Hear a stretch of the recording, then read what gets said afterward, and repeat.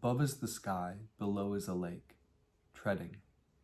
Thus do superior people distinguish above and below, and settle the will of the people. Treading means progressive ascent. Above is heaven, below is lake.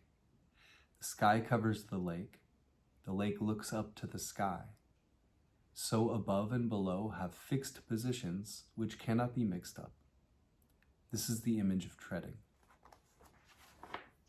What superior people see in this is that the metaphysical is called the Tao, and the physical is called the vessel. There is a distinction between the greater and lesser, a difference between the noble and the base. The higher is not to be considered lower, and the lower is not to be considered higher.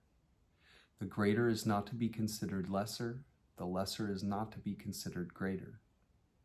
The noble is not to be considered base, the base is not to be considered noble.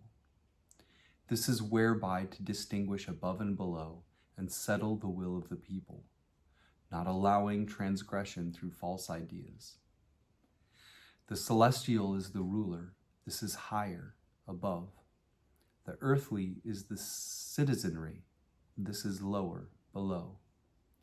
When one can distinguish the higher and lower, then right and wrong, sanity and aberration are clear, not doing anything inappropriate, sustaining the celestial and controlling the earthly, cultivating the real and dissolving the false, thoughts not arising inwardly, external things not entering the mind.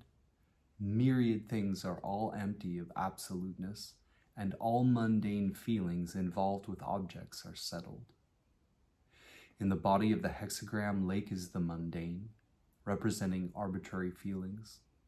Heaven is the celestial, representing true sense. When the mundane treads under the celestial and the celestial treads on top of the mundane, then arbitrary feelings do not arise and true sense is always present. True sense is unemotional sense. Using unemotional sense to control feelings is like a cat catching a mouse, like boiling water being poured on snow. In a short time, calamity turns to fortune. The will of the people is settled, and there is nothing to thwart the Tao.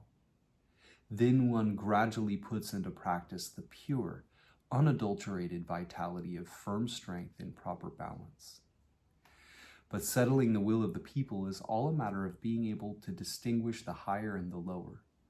The stability attained will be in proportion to the degree to which this distinction is successfully made.